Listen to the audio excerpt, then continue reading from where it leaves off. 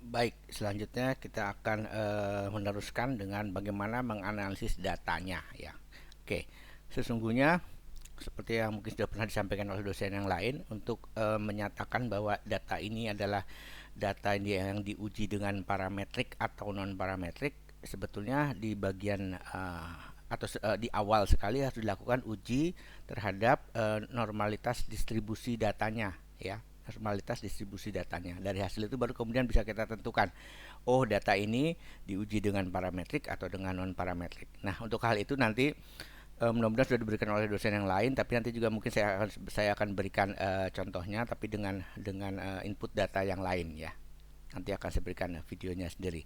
Jadi kita sekarang fokus ke sini saja. Kita mengandaikan bahwa untuk data yang denyut nadi ini adalah data diuji dengan parametrik, dan data yang tadi mengenai biaya perawatan itu adalah data yang diuji dengan non parametrik.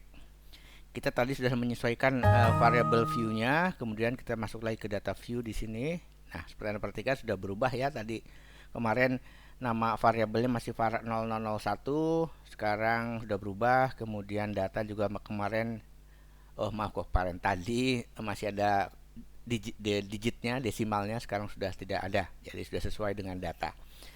Untuk melakukan uji statistik dengan menguji beda karena data numerik ya, uji beda rata secara parametrik, itu kita menggunakan yang namanya t-test independent t-test ya. Kita masuk ke analyze, kemudian Anda pilih compare means. Ingat ya, means itu rata, ini berkaitan dengan uji rata, berarti compare means.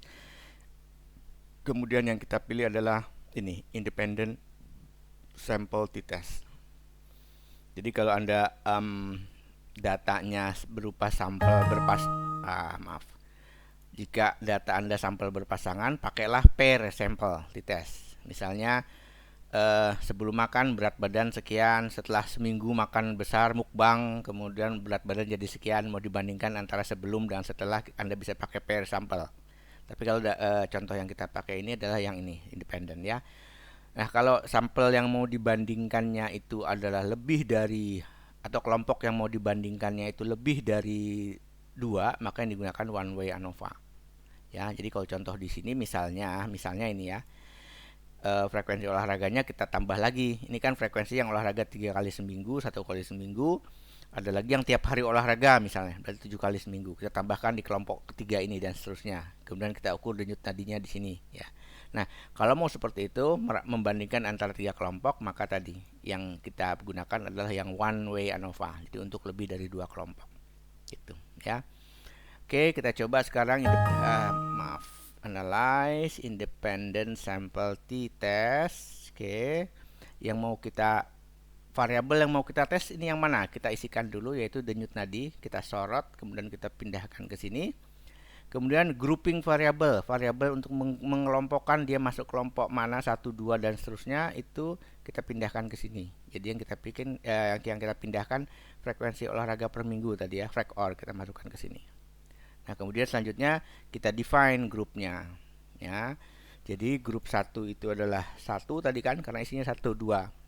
Itu grup 2, 2. Di sini artinya bahwa sebenarnya kita boleh mengisikan angka selain 1 dan 2. Anda isikan 5, 6, 110, 101 boleh saja. Tapi nanti dijelaskan grup satunya itu yang mana, grup 2-nya yang mana. Jadi dengan kata lain pula, jika frekuensi olahraga ini terdiri dari banyak kelompok, 1 sampai 10 misalnya, Anda bisa membandingkan masing-masing. 1 dengan 2, 1 dengan 10 dan seterusnya, seperti itu. Ya.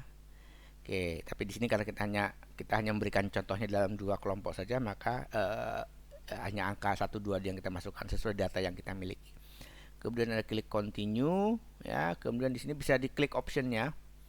Optionnya itu kita bisa memilih confidence intervalnya mau berapa. Nah, confidence interval ini Anda perhatikan 95 itu nanti akan berhubungan dengan alpha 0,05. Ya, 95 itu kan 0,95 ya, alpha itu 0,05, kalau digabung 100%. Nah, itu.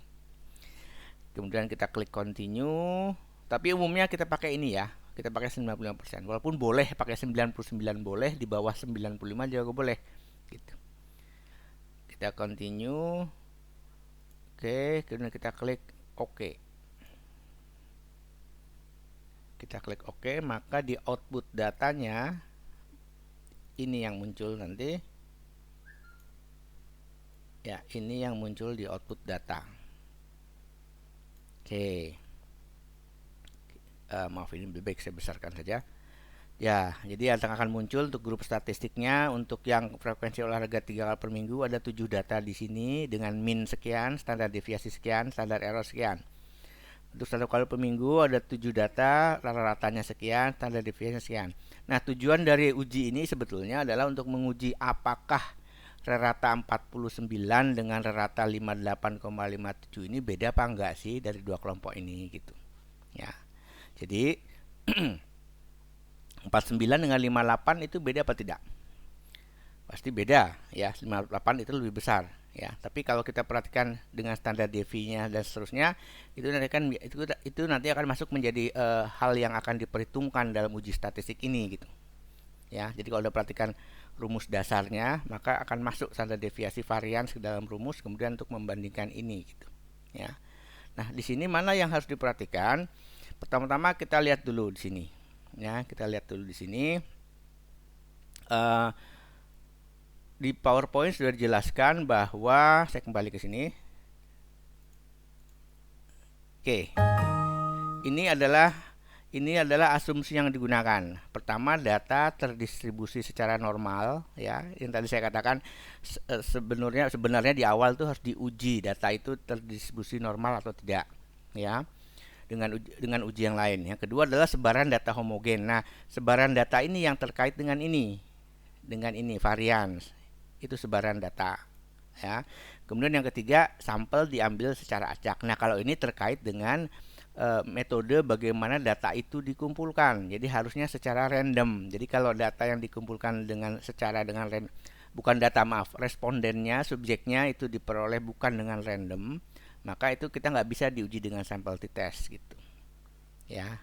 Anda masih ingat di populasi sampling kan ada probability sampling dan non probability sampling ya, sampling yang diambil secara random dengan yang tidak. Nah, kalau sampling Anda tidak diperoleh secara random, maka tidak bisa dilanjutkan ujinya dengan ini gitu. harus dengan uji yang lain. Oke ya, gitu ya. Nah, ini saya kembali ke sini, nanti diuji dilihat di sini ya. Untuk menentukan bahwa apakah varians ini sama atau tidak, homogen atau tidak gitu ya. Sama atau tidak, homogen atau tidak, itu artinya dua kelompok data ini kita asumsikan berasal dari populasi yang sama gitu. Yang dilihat adalah ini. Sig itu singkatan dari significance. Sig itu singkatan dari significance. Ini sama dengan, kalau secara generiknya namanya itu P atau nilai P ya. Jadi boleh sig ini boleh Anda tulis di SPSS, di laporan boleh, tapi lebih baik Anda tuliskan nilai P nantinya, karena nilai P itu yang nama generik. Artinya kalau Anda menggunakan software statistik selain SPSS, maka yang muncul tuh bukan sig nanti, ada P value, ada P gitu. Maka gunakanlah nama generik. Ya. Asumsi homogen dari data ini dilihat dari sini. Kalau nilai sig atau nilai P-nya ini lebih dari 0,05, maka itu mengindikasikan bahwa data itu homogen. Artinya bisa dilanjutkan dengan t-test ini, atau asumsi mengenai homogenitas dari data itu terpenuhi gitu. Sehingga ini bisa digunakan ya. Nah, kalau Anda lihat berarti yang kita masuk adalah, yang kita lihat adalah yang ini, equal variance assume. Kalau ini tidak memenuhi tadi, maka kita bisa lihat yang bawah, yang equal variance not assume. Jadi ini masuknya ke yang atas, equal variance assume ya. Yang kita lihat di sini, nggak usah diperhatikan T itu apa, DF nggak usah. Yang diperhatikan ini saja ya, ini. Nah, kalau secara menggunakan rumus secara rumus, maka harus dibandingkan T hitung dengan T tabel gitu kan. Nah, kalau dengan aplikasi software, maka cukup kita perhatikan signifikansi ini lebih besar atau lebih kecil dari 0,005 gitu. Nah, di sini ini artinya, kalau angka ini artinya adalah 0,0, atau begini. Ini kan dibatasi oleh ruang gitu ya. Jadi sebetulnya itu bukan 0, tapi ada angkanya. Jadi kalau Anda menemukan seperti ini, maka ini artinya adalah lebih kecil, atau dituliskan sebagai